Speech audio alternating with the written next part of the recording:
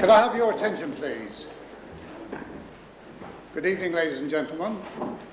I'm David Barnby, and I welcome you to this debate between Witney and a Sovereign Britain and the European Movement Oxfordshire branch.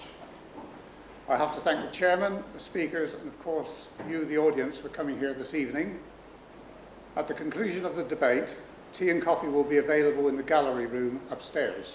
You got through there, where you'll also have an opportunity to meet members of the panel. And finally, I should like to mention that the video of this debate can be ordered for £8. Now, without more ado, I hand you over to the chairman, Bob Maxwell, and the panel. Thank you.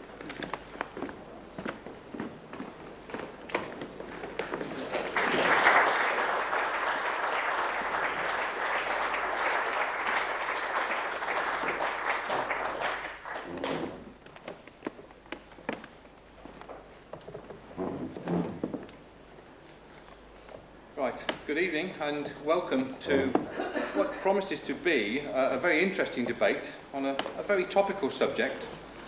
It's pleasing to see this venture well supported, although I have to admit that some of you are a little less visible than the others, but I'll try and pick you out with some assistance from the electricians at the back later in the evening. I'm sure we'll enjoy the evening. I'm tasked with chairing the debate, and if all goes according to plan, you'll actually hear very little from me. Let me first go through the format of the evening as quickly as I can, because I'm very conscious of the time restraints that are placed upon us tonight. I will shortly introduce you to our, it says here 4 speakers, but it won't have escaped your attention that we have an empty seat at the moment. I'll deal with that a little more in a moment. As you would expect, 2 are to speak for the motion and 2 against. Once we've heard from them, I will invite some short statements from members of the audience. I must emphasise that this is not a question and answer session. It is designed as an opportunity for some of you to state your feelings on the motion, either for or against. Our 2 teams of speakers will then be invited to ask questions of the other team. These will be limited to 2 questions per side, again in an attempt to keep within our time constraints. Each side will then be offered the opportunity for a brief summing up prior to an attempt to gauge the feelings of yourselves by some shows of hands. At the end of the evening, as David mentioned, there will be an opportunity for you to meet our speakers over a cup of tea or coffee in a room upstairs. Well, that's more than enough for me, so let me attempt to introduce our speakers. On my right, and speaking for the motion, Janet Bush. Janet became director of the New Europe Group earlier this year, having taken leave of absence from her job at the Times, where she is the economics editor. Our second speaker for the motion is Dr. Martin Holmes. Martin is the co-chairman of the Bruges Group and director of the College of Business Administration programme at Mansfield College, Oxford. And speaking against the motion, our absentee is Chris Huhne, and hopefully Chris will make it here this evening. There is still time for him, but you will, I'm sure, have even more sympathy for the speaker on my left here when you realise that our second speaker for the motion was to have been John Stevens. John's a former MEP who sends his apologies, saying that he couldn't speak this evening because he had to hold an urgent meeting to consider the worse than expected election results. However, we are very grateful indeed to David Hurford-Jones on my left, who has agreed to stand in at fairly short notice. David is a local businessman living in Burford, engaged in international trade, and he is a former vice chairman of the Witney Conservative Association. And I'm sure our sympathies do go to you, David, in that not only have you stepped in at the last minute, that both the rats have deserted, we hope not, a sinking ship. But, I'm sure we will all sympathise with him, and hopefully he will receive some support during the other speakers. So the motion this evening is, this House believes that the replacement of the pound sterling by the euro will lead to a worsening of the UK's economic well-being and a loss of control over our affairs. And our first speaker, on my right, is Dr. Martin Holmes. Thank you.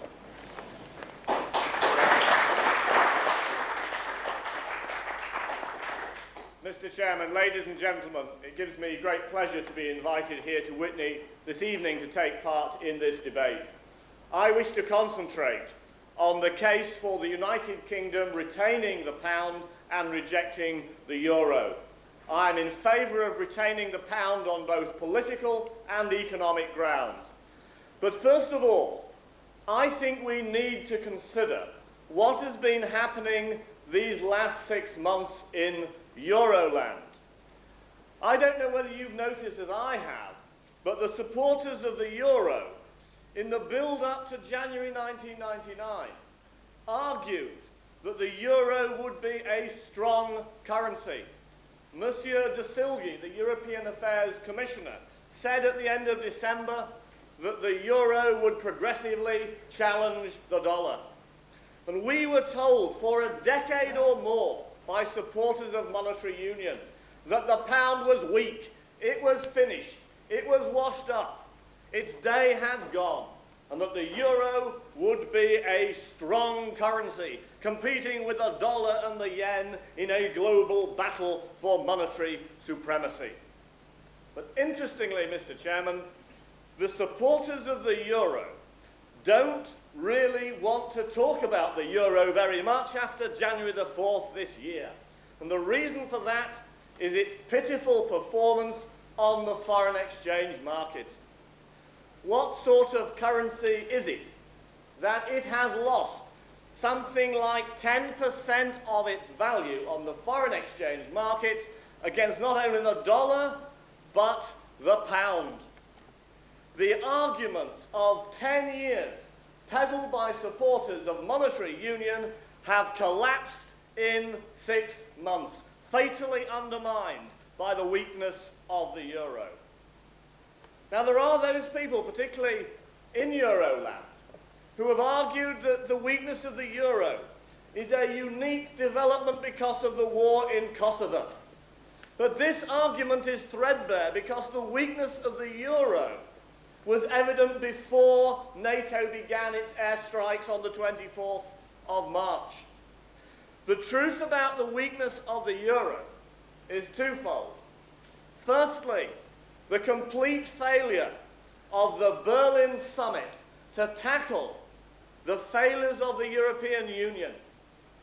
That summit couldn't even come up with a meaningful reform of the common agricultural policy. They couldn't come up with any meaningful reform of the European Union budget. And they completely fudged the question of the fraud, corruption and sleaze, which is the main feature of the European Commission. Indeed, the commissioners who resigned in February are still at their desks, a kind of mock facade resignation. These matters were not addressed by the EU leaders at their summit, despite the predictions that that would occur. And then secondly, the poor performance of the euro is the result of the structural weaknesses of the Euroland economies. They are over-regulated, overtaxed. Their labour markets are rigid and sclerotic. There isn't even labour mobility within the Euroland countries, let alone between them. Their tax structure is wrong. They have too many large firms and too few small companies. These structural reforms have not been addressed even by cutting interest rates in Euroland down to 2.5%. Unemployment in the European Union is 11%. It is a high unemployment, low growth, over-regulated backwater. These are the reasons why the performance of the euro has been so pitiful. And it confirms an old truth in economics, which is that, of course, a strong economy can lead to a strong currency. But you can't artificially create a strong currency if your economy is weak. And what I think we have seen in the last 6 months is the euro becoming an embarrassment, even to the supporters of monetary union, so that it is bringing the whole project of monetary union into disrepute. Well, let me come now, Mr. Chairman, to the position of the United Kingdom. I am opposed to the surrender of the pound for political reasons and economic reasons. Politically, I believe that the quest for a single currency is part of a wider European project to create a federal state, a superstate, a United States of Europe, with its own currency, its own flag, its own anthem, its own foreign policy, its own defence policy, and according to Jacques Delors, one day its own nuclear weapon. Such a federal Europe is fundamentally undemocratic. The supporters of monetary union on the continent have always accepted that the ultimate destination of this project is political. Those people in the United Kingdom who have supported the euro have done a great disservice to public debate by refusing to accept this. The euro has always been a political project. On the continent, it is not being pursued simply to equalise the price of beer from Sweden to Lanzarote. It is about the creation of a centralised federal state. And I believe that we should retain control of our currency because in so doing we safeguard our democracy.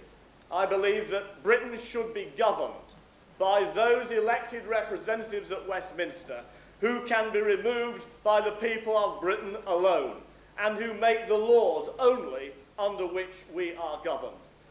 In a world of qualified majority voting, in a world of a single currency, power would effectively be transferred from democratic institutions here in the UK to undemocratic, unelected institutions on the continent. And before I move on to the economic points, Mr. Chairman, let me just mention this question of sovereignty. So often the supporters of the euro confuse sovereignty with power. They are quite different concepts. Sovereignty is simply the posh political science textbook word for self-governance. It means the right to rule yourself. Kuwait is now sovereign because Saddam Hussein isn't there. The Poles are sovereign, as are the Czechs, because the Soviet Union isn't there. Perhaps one day Kosovo will be sovereign. It means self-governing. Your sovereignty says nothing about your wider power. I think it is vital that we retain our sovereignty, our self-governance, and that is intertwined with the maintenance of our democratic parliament and the pound. Well, Mr. Chairman, let me come now to the economic arguments in favour of this motion, in favour of retaining the pound. There are, I believe, three economic arguments that are vital. Firstly, the principle on which the euro is based is exactly the same flawed principle on which the exchange rate mechanism was based. It's a principle whereby our interest rates are set by a continental bank in circumstances where it is almost certain that there will be a divergence of economic interests. The same people, including the CBI and the leaders of many political parties, who urged the pound into the ERM are exactly the same people, give or take one or two exceptions, now urging the abolition of the pound and its replacement by the euro. The truth is that if we look at the ERM, when we needed lower interest rates to counter the world recession, Germany needed to increase its interest rates because of the inflationary consequences of monetary union between East Germany and West. That meant that our interest rates went up in the teeth of the recession, leading to the longest and deepest recession since the 1930s. ERM, Extended Recession Mechanism. It's exactly the same principle as the euro. A continental bank would set interest rates for Euroland as a whole. That would not take into consideration the unique circumstances and requirements of the UK economy. And if we look historically at the Euro project, it is based on a particular theory of economics, exchange rate targeting. The belief you can abandon the laws of supply and demand as far as currencies are concerned. If we go into the Euro, this would be the fourth time this century we would make this mistake. We did it when we rejoined the gold standard in the 20s. We did it in the old Bretton Woods system with an overvalued pound against the dollar. We did it in the ERM. The lesson of the century is that you cannot suspend the laws of supply and demand for currencies, except this time with the euro, it would be irreversible. There would be no liberation, as occurred on Golden Wednesday in September 1992. Secondly, Mr. Chairman, there is a powerful argument that the British economy has a different business cycle to that of the continental economies. Our business cycle has been out of line with the continent for about 20 years. If there is an economy which we track in terms of the business cycle, and in particular in relation to the setting of interest rates, it is the United States of America. The Deputy Governor of the Bank of England, speculating a couple of weeks, thought that it might be several centuries before you could be certain that there would be cyclical convergence. Now, there are those people who support the euro who say that, well, over the next 3 years, if British interest rates come down, then there might be a moment of convergence. That would be a mere snapshot. To have genuine convergence over the business cycle, you need decades, if not longer, to be certain that an interest rate that is applicable to the continent would be economically applicable to the UK. There is no remote possibility of that at the moment. UK interest rates are 5%, on the continent they are 2.5%. Now, John Stevens is not here, but in the literature that he sent to my house during the election campaign, he advocated an immediate cut in British interest rates down to the continental level. We all know that that's fool's gold economics. Everyone knows what would happen in these circumstances. There'd be an inflationary boom, house prices would go through the roof, followed by a bust. And I think the British people, in giving Mr. Stevens' party a mere 1.3%, have fully understood that. And then thirdly, Mr. Chairman, the most powerful arguments of all, economically, against the euro.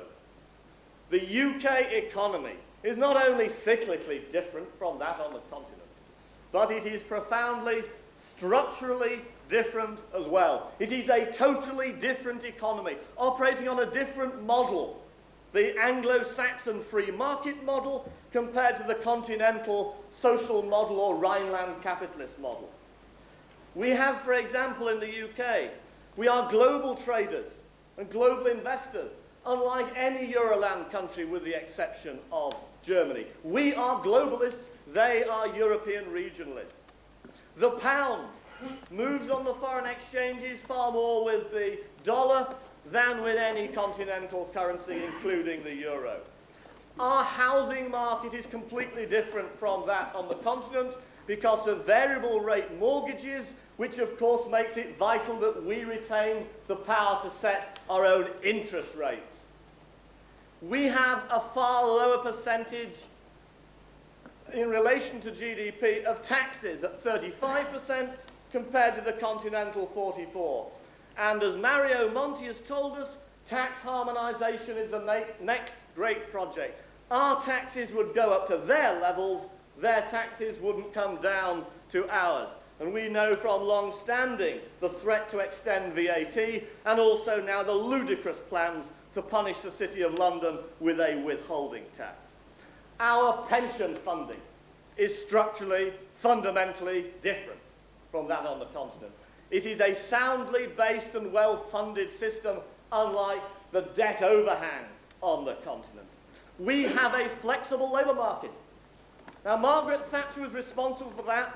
You can like her or loathe her, but the truth is our labour market is flexible. The continental labour market is sclerotic and rigid, a fundamental structural difference.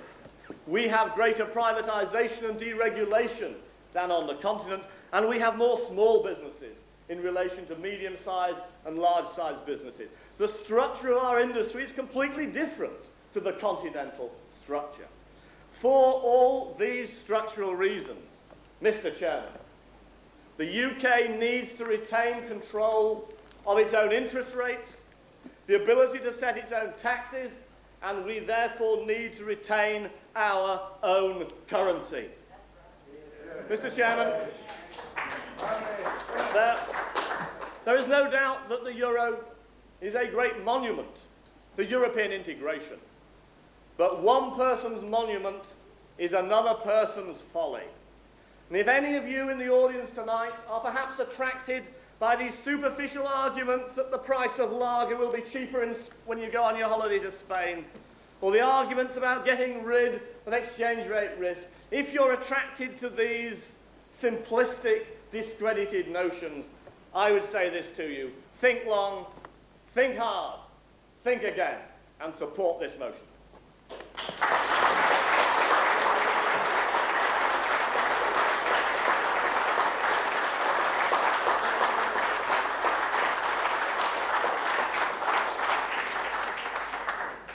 Thank you, Martin. You will be as pleased as I was to see our fourth speaker join us during Martin's speech there to us. And so can I introduce you to Chris Huhne, who is he's speaking against the motion, a newly elected Liberal Democrat MEP for the South East region, and our congratulations to him for his election.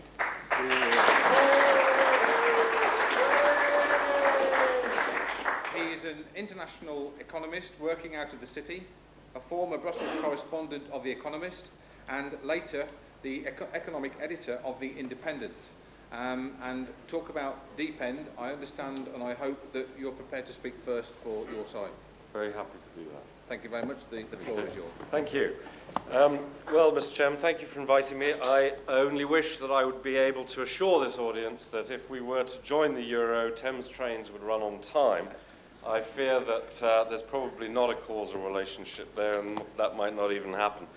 But I do think that I want to try and shed a little bit of light on some of these hairs that the first speaker has set running, because I think that the debate in the UK has remarkably avoided some of the really serious issues concerning European Monetary Union.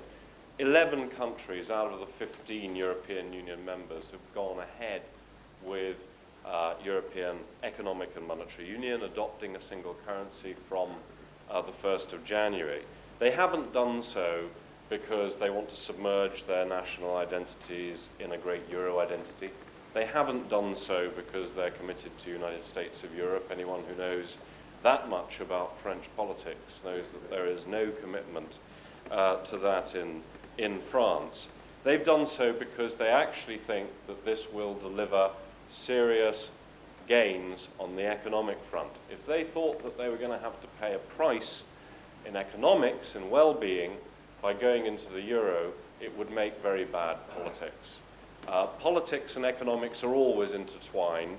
You can't have one without the other. When we reformed the international monetary system after the Second World War with the International Monetary Fund, the General Agreement on Tariffs and Trade, the World Bank, all of these obviously required political decisions, and this is another political decision, but it's there very clearly in the context of trying to provide gains in well-being for European citizens. And we certainly in Britain should not go into this unless we feel comfortable that that is going to be the result. And I personally feel very confident that when the British people face these arguments in a referendum campaign, and they deal with them over the 3 or 4 weeks that a referendum campaign would take, and they look carefully at the pros and cons, that they will end up with a very resounding pro-euro result.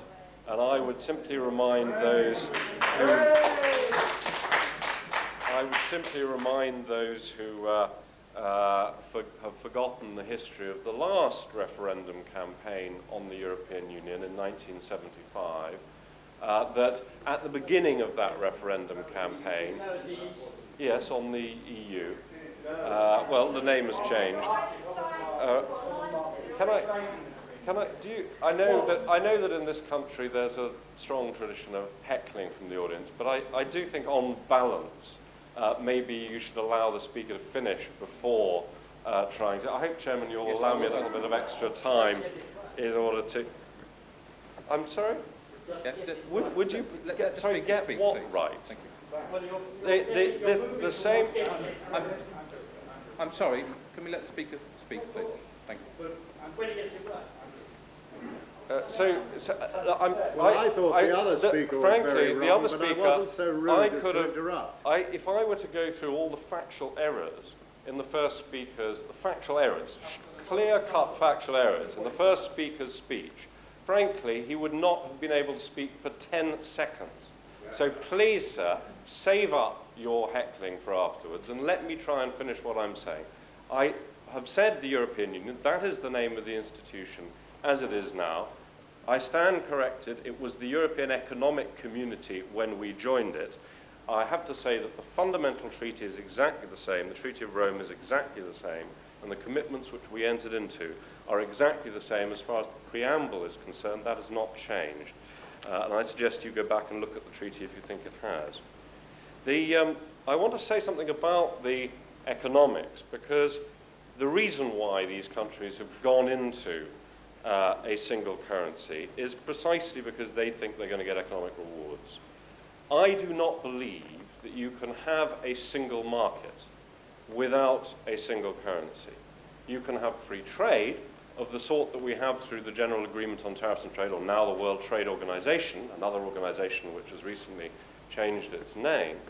But you cannot have a real, functioning, efficient single market of the sort that you have, for example, within the United States. So those of you who visited the US as tourists will know the impression of a country where many things are much cheaper, produced much more efficiently, where living standards are a good deal higher than they are in Europe, although it's also true, of course, inequality is a good deal higher.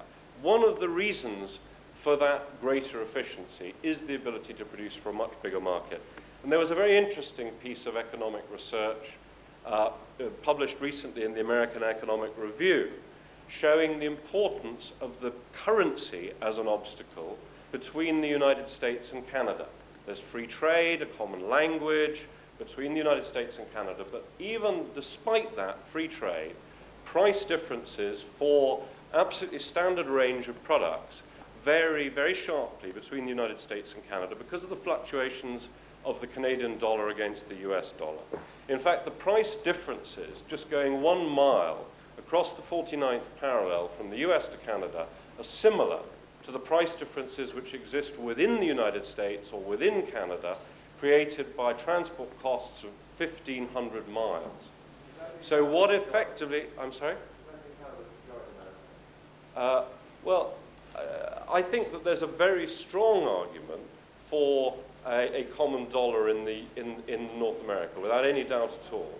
And I suspect that you will find over time that that is increasingly what happens. That you will find that there is a gradual movement towards currency blocks worldwide. You'll probably have the same thing happening in Asia, built around the yen. You may well have the same thing in North America. We've already had, for example, in South America, the Argentinians seriously thinking about adopting the US dollar in exchange for the peso. So the answer is yes, this is quite an important trend worldwide, and I think it's an interesting one. Mr. Chairman, I thought that we were going to have a question and answer session afterwards.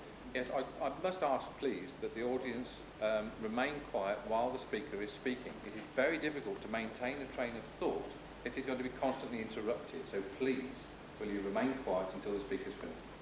Thank you. I just want to make a few more points on the economics, but a very important point I think to retain is that you cannot have, in my view, a really well-functioning single market without having a single currency area. That will give you the gains for consumers. We know to what extent in this country we pay over the odds for many goods and services. For example, even a car produced down the road in Oxford, Cowley, actually can be 25% more expensive in this country than it is in the cheapest member state in the European Union, because companies know that they can segment different European Union markets and charge what that market will bear.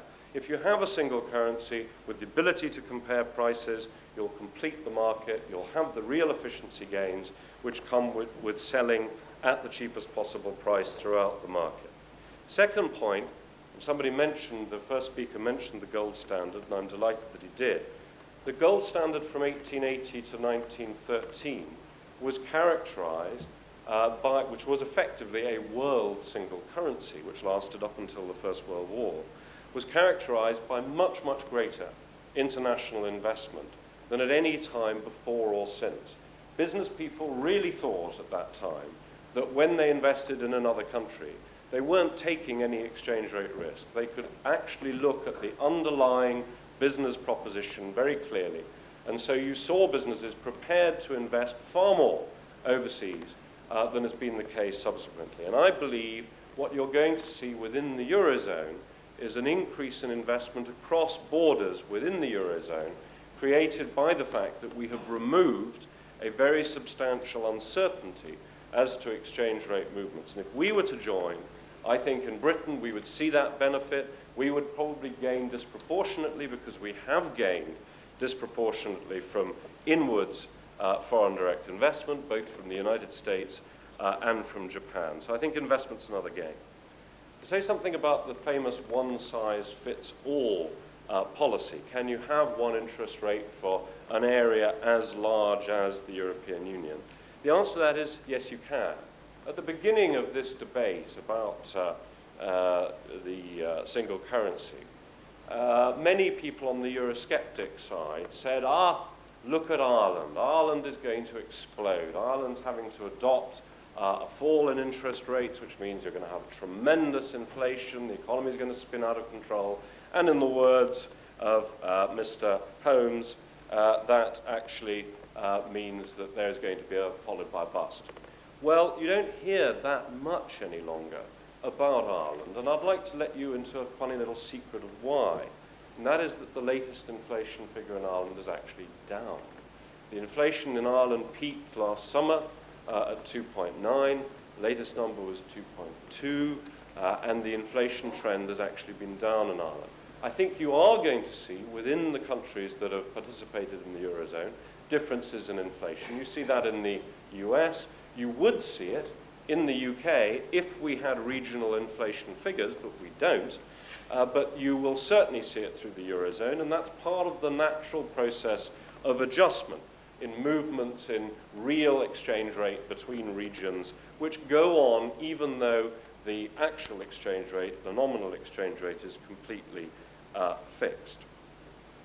And I think this is the real benefit of going forward of having a single currency, is that it gets a serious uncertainty, a serious instability, a serious inconvenience out of the way, and actually allows businesses to get on with what businesses do best, which is assessing their own particular business opportunities and risks.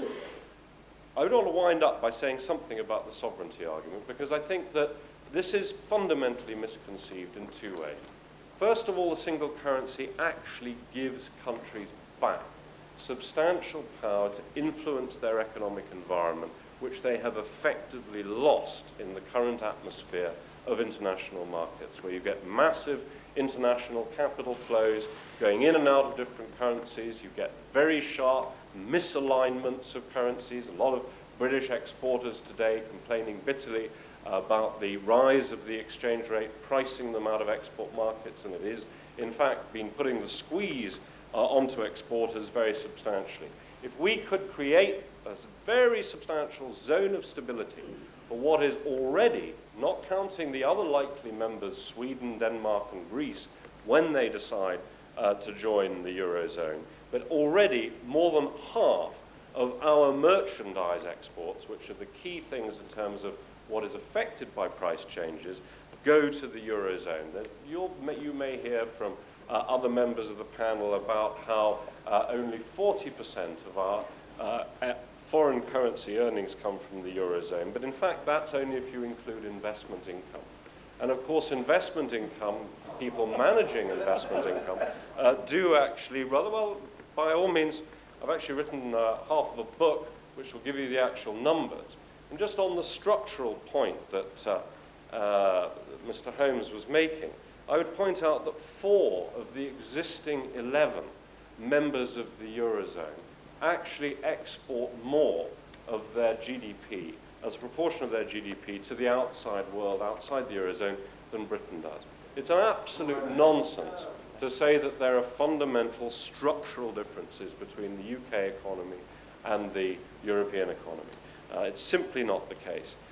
So I believe we could live very happily within the Eurozone with that one-size-fits-all policy. And I would merely ask you to say, as if it's actually the case that we couldn't do that, then I think you have to follow the logic to its proper conclusion, because there are 2 regions of the UK, East Anglia and Northern Ireland, which actually, in terms of their local economies, move less in line with the British economy than the British economy moves in line with the European economy. If that's the case, then you should need to argue that East Anglia should have a separate pound, Northern Ireland should have a separate pound. And why stop there? Why not give the mayor of Doncaster, with a higher than average unemployment rate, the ability to have a separate Doncaster pound, and we would all get off the train at Doncaster, exchange our pounds for Doncaster pounds, and he would be able to devalue against the rest of the country. Well, you can see that it's a nonsense, because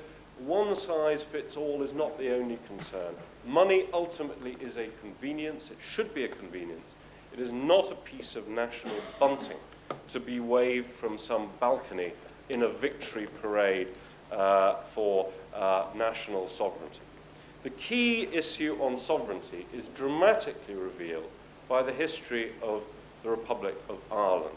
As you know, the Republic of Ireland was in monetary union with this country, not just before 1921 and the independence of the Republic of Ireland, but indeed up until 1979, when we decided to go in, when we decided not to go into the exchange rate mechanism of the European monetary system, and the Irish decided that they would.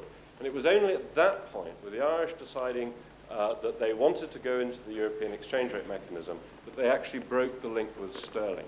So in that period, from their independence in 1921 to 1979, they had monetary union with the UK. And the interesting thing about that period, for those of you who have some memory of the history, is that first of all, they signed a peace treaty with the UK, which gave them dominion status, but did not give them full independence as a republic. And that was the treaty signed by Michael Collins.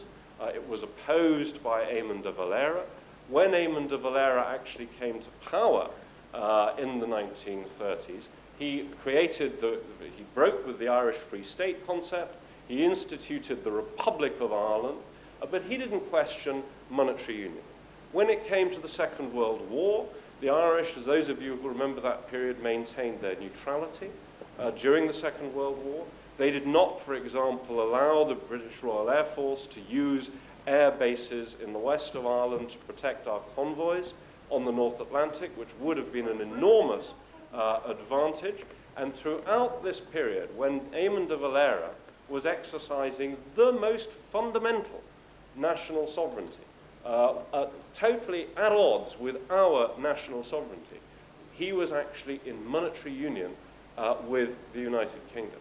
So I merely go into some of that history to reveal what a ridiculous scare story it is to say that somehow your national sovereignty in matters of life and death like defense or war, or indeed the whole question of national identity, because I don't think anybody here would argue that in any way the Irish had compromised their national identity by being and continuing to be in monetary union with Great Britain during that period. I merely mention that example as a way of allaying some of the more ridiculous fears which I'm afraid you hear from the Eurosceptic side about the political consequences of European economic and monetary union. As I say, just to wind up, 11 countries have already gone ahead. They've seen very clear political advantages from this course of action. They've seen very clear economic advantages because that is underpinning their political commitment. And I think that we would make a great mistake if we were to stand aside from what I believe is going to be an enormously successful economic adventure for these countries. I'm not saying it's without risks. It clearly is. Any new step has risks. But I think that there are also enormous risks for this country in staying outside. We're seeing part of it in the volatility of the exchange rate, but I think we can also see that there are enormous risks in losing opportunities, particularly through the creation of this genuine new single market. Mergers and acquisitions within Europe, for example, at the moment are running at 5 times the level of the peak of the last mergers boom in Europe, because businesses are getting together to produce on that bigger scale that will give them the real efficiency, the real advantages to give you, the consumer, a much better deal. And that is inevitably a process in which our economy is missing out. And we are, in my view, doing exactly the same thing again that we did in the period from 1958 to 1973, when, first of all, we failed to participate in the European Economic Community, the European Union, as it's now known, and then we were held out by the veto of General de Gaulle. And in that period of early trade liberalization, when we had the reduction of tariff barriers within the European Union, and we had the first real gains from liberalization, exactly paralleled, in my view, by the gains from liberalization that we can now expect from the single currency. During that period, our growth rate was 2.5% a year. The growth rate in Germany and in Italy and in France was over 4% a year. So there. So I would merely sum up, I think we're going to have a terrible loss of opportunity. Thank you. Thank you.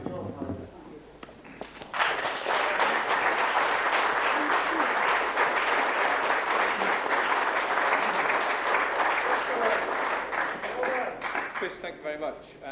Obviously, I am conscious of time restraints, as I mentioned earlier, but I do not actually want to interrupt a speaker in full flow. So the remaining 2 speakers, can I ask you to try and keep within the time constraints that we have agreed?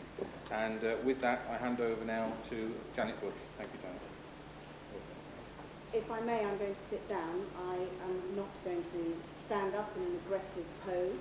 I'm probably going to speak in a far quieter voice than Martin here. I think far too much of this debate is personal, aggressive, irrational, emotional and illogical. And I think that it serves our country very ill not to listen to both sides of this argument and try to put it as dispassionately as possible.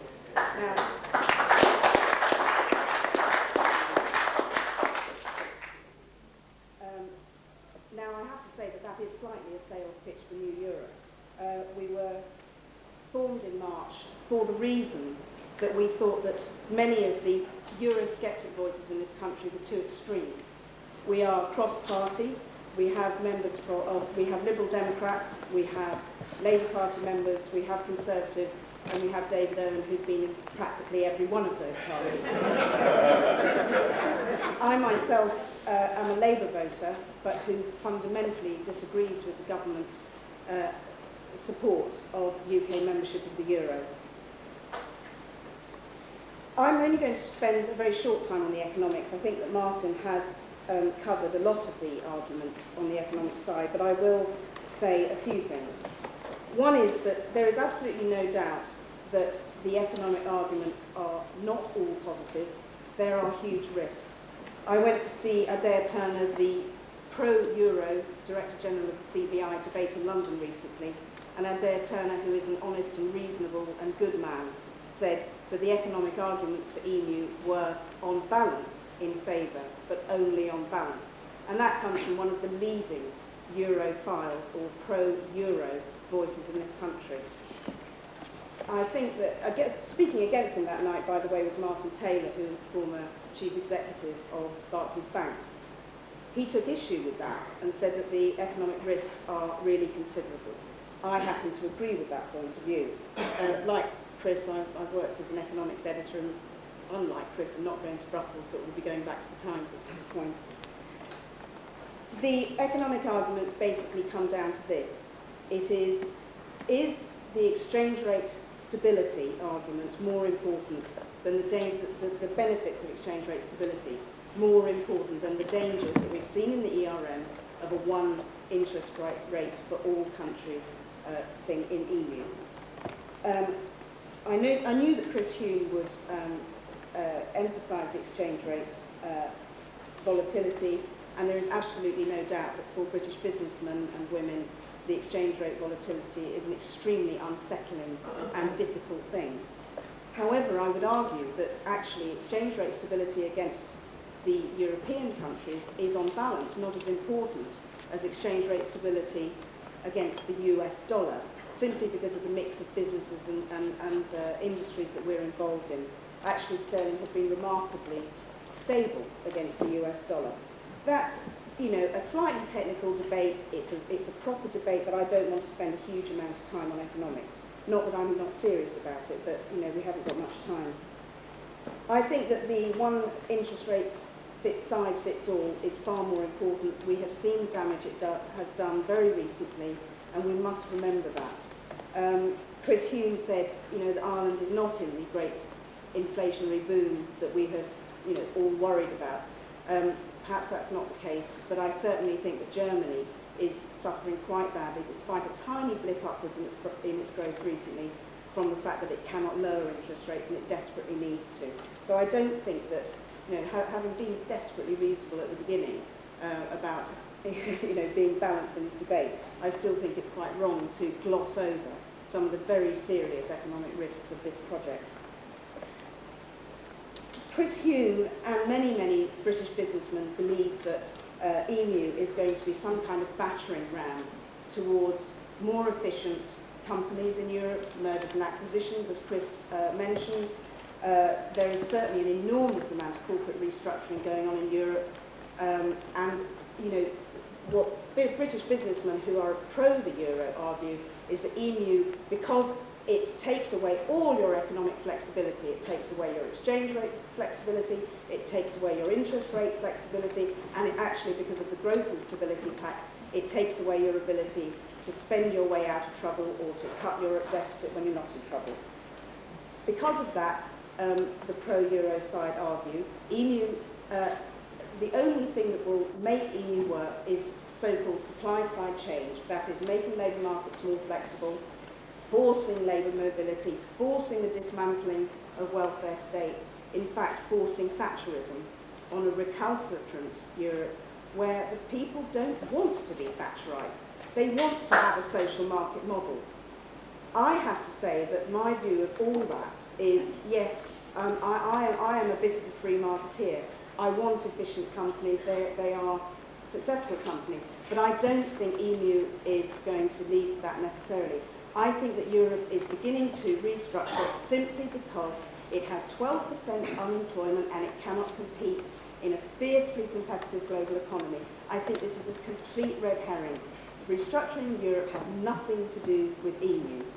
And I also think that this idea that Europe is going to embrace free markets, flexibility, the kind of model that Adair Turner would like to see, is in theory very fine, but actually in political reality is not fine.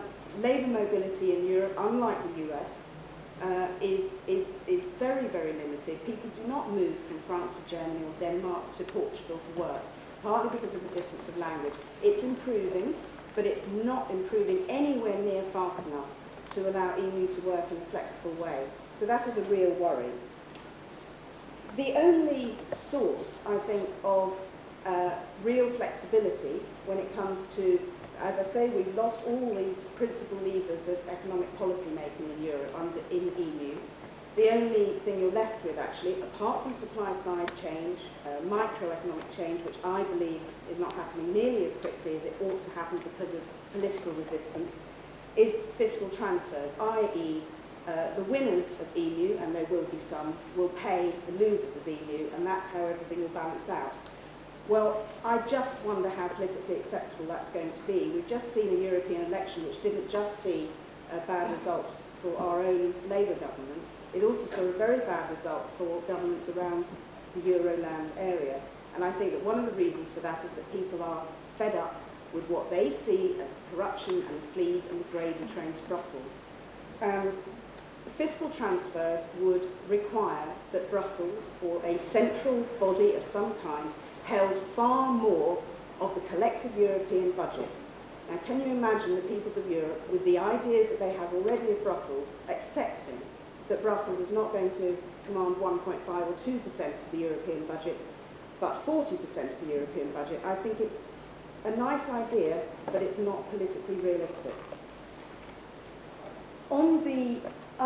That's really all I want to say about economics. I mean, they've been done to death, these economic arguments, and I think what needs to be discussed in this country is the truth, despite the gentleman in front who says it's rubbish, that EMU is indeed a first step, a very important step to political union, for the reason that it won't work without a centralised European budget. It won't work without centralised tax making. And I'm not being an extremist when I say this. I truly believe that this is what we're in for. I have just read, actually, I've just reviewed the Times Literary Supplement. My old alma mater is giving me a bit of work on the side, but unpaid, I'm afraid. A very, very brilliant book by an eminent Dutch central banker called André Sass, who has seen all the negotiations since the 1950 that have gone on in Europe, and from 1950 it has been absolutely evident that France and Germany had wanted political union. It was a very difficult thing to sell to electorates. It still is, as Chris Huhne suggested. Nobody in Europe, actually, beyond the political elites, are very interested in this project. I would say political elites and big business, actually. Everybody wants to keep their own national identity, and it's not just the British, it's the French, the Germans, the Portuguese, the Spanish. They're as proud of their nations and their cultures and their separate ways and histories as we are. But nevertheless, the whole story of the post-war period in terms of politics in Europe has been the desire by France to tie Germany into democracy, and for Germany to become once again a respected member of the international community by being tied into democracy in Europe. Both those countries want political union. France then decided that they wanted monetary union because they got fed up with the Germans having all the economic power after what everybody went through during the war. And there's been a dance of what can we get away with politically, can we sell to the European electorates. Sometimes it's political union, they back off. I mean, in 1950, the French foreign minister called for a united army of Europe. That same call was made by Romano Prodi, who's about to take over the European Commission only about a month ago. Nothing has changed. Please do not be suckered in by this government into thinking that monetary union has nothing to do with federal or political union, because it certainly does. It's absolutely central. And that is from somebody who is, I hope, I find it very difficult to understand the passion of the pro-Euro people for the Euro, and therefore I think the United States of Europe. It doesn't sing for me. Nothing that Chris said, with the greatest respect, sang to me. It didn't mean anything to me. It didn't make sense. It made some sense, but it didn't actually answer the big questions that I had. So one of the things which I've only just started to do is to ask, what is the basis of the pro-Euro stance, beyond, the arguments about change and, corporations and efficiency and all that sort of stuff. And I've come to the conclusion that there is a genuine internationalism, a genuine desire to be part of a wider community, a genuine desire to be pro-European, in a positive way, part of a different continent, a continent that's very close to us. There's nothing wrong or silly about that. That's fine, okay? The second thing, though, which I don't think is fine, and I go around talking to a lot of people in my current job about this, is that there's a real fear that Britain can't make it on its own outside, that somehow they'll all discriminate against us, we won't be able to stay in the single market, we're such a rotten little economy, we've messed things up in the 70s, we're absolutely hopeless. I mean, Chris Huhne is like this himself. I happen to have brought along a letter he wrote to the FT recently, and he notes that Britain's growth rate from 1960 to 1973 averaged 2.5%, compared with 3.7% in Germany, 4.3% in Italy, and 4.5% in France, and then goes on to argue that EMU is going to make life a lot better for us. Well, I mean, as you all know, we were pretty rotten in the 60s and the 70s, but didn't we improve in the 80s? Now, it pains me to say this as a Labour supporter, but I have to admit that Thatcher has actually, through a lot of pain, and I didn't like it very much at the time, has created an economy which is flexible, which is performing, which is entrepreneurial, which is fleet of foot, which is full of good ideas, dreadful at cricket. We speak English. We speak English, which is the language of international business. We're damn good at high-tech industries. We're really good at the service industries, which everybody derides, but which are increasingly the industries which are going to create profits in a modern world, which is all about technology and the internet and people's brains. And actually, we're good at that. As Martin Taylor said in his debate with Adair Turner recently, Britain has a brilliant hand to play. Don't fear our fate outside. So what I'm saying is, very fundamentally, look, I believe that there are severe economic risks for us, and actually for those who've already joined Euroland. That can be disputed, but I think that everybody thinks there are risks. If you are therefore going to say, okay, well look, forget the risks. Okay, we've got a Bank of England that works brilliantly at the moment, but let's go into Euroland because, we might be left out. Then you have to have some really compelling political case for going in. And I don't think that most of the British people have a compelling political desire to join Euroland and become a united part of the United States of Europe. If I may just wind up very quickly, I think that the election results on Sunday were pretty devastating for the pro-Euro cause. Now, that is not to say that, Europe isn't going to get its act together. Hopefully it will. None of us want EMU to fail. It would be a disaster for anybody who does business with Europe. But it is very clear that people voted, though it was a small turnout, for those groups which are anti-Euro. I think that Tony Blair is quite shattered by that. And what I would like to do as a supporter of this government in broad terms is to offer a way forward. Rather than stake your whole political reputation on the Euro, which I regard as a very risky project, why not build on the leadership that Tony Blair showed in Kosovo, for good or ill, and we may be in there in a very messy situation for a long time. But why doesn't Tony Blair now just put the Euro to one side? He's not going to win that argument. He has to turn the minds of 30 million or so people, and I don't think he's going to do it. What I think he can do is do what is much more important for peace and prosperity in Europe, which is to really fly the flag for enlarging towards the east. That is where peace in Europe lies. It is not with hobbling Germany. So I would give that as a positive vision and say that we can lead in Europe, or not lead, I think that's arrogant, but we can play a perfectly constructive and lively role in Europe outside the Euro, and I firmly and with conviction believe that.